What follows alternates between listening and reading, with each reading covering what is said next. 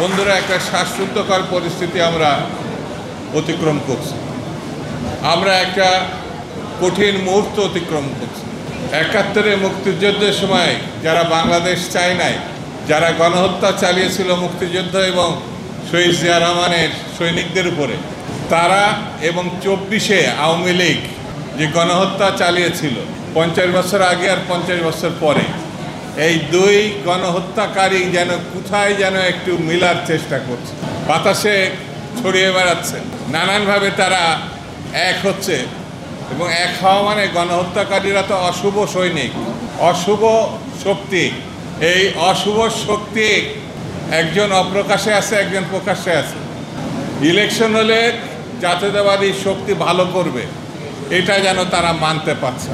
কিভাবে নির্বাচন ঠেকানো যায়, নতুন নতুন বয়ান সামনে নিয়ে আসছে, যে বয়ানের মধ্য দিয়ে সুস্থ, স্বাভাবিক, গ্রহণযোগ্য একটি নির্বাচনকে ঠেকানো যায়, বাধাগ্রস্ত করা যায়, অসফল করা যায়, সেই দিকে তারা হাঁটছে। আমি শুরুতেই বলেছি বেশি কথা বলবো না, শুধু এতটুকু বলি, দীর্ঘ ১৬টি বছর লড়াই হয়েছে, নেতাকর্মীরা শহীদ হয়েছে, রাস্তায় ছাত্ররা শহীদ হয়েছে। জুলাই এবং আগস্টের মূল কথাই হচ্ছে স্বৈরতন্ত্রের পতন, বিদায়।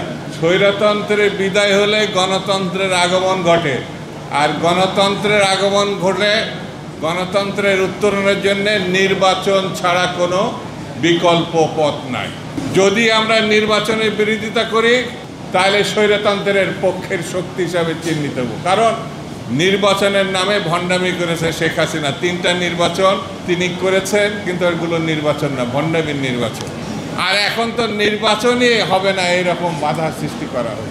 আমি এই অশুভ শক্তিকে বলবো, আপনাদের রাজনৈতিক কর্মসূচি আপনারা জনগণের কাছে নিয়ে যান।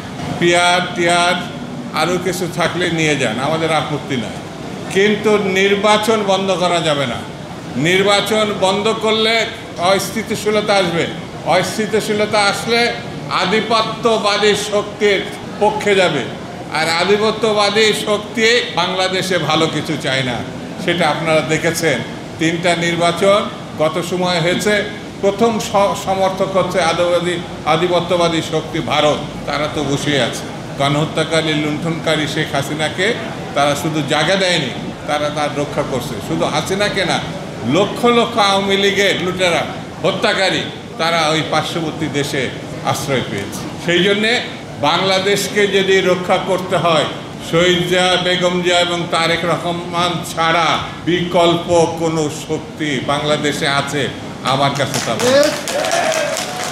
আসুন আমরা ঐক্যবদ্ধ থাকি, আসুন আমরা বাংলাদেশে জনতার একটি সরকার প্রতিষ্ঠার জন্যে মানুষের ভোটাধিকার ফিরিয়ে দেওয়ার দাবিতে ঐক্যবদ্ধ থাকি। এই ঐক্যবদ্ধ থাকার কোনো বিকল্প নাই, এবং আমি নিশ্চিত 26শে ফেব্রুয়ারি মাসে সব কিছু ফয়সালা হয়ে যাবে, এবং সেটি নির্বাচনের মধ্যে দিয়ে।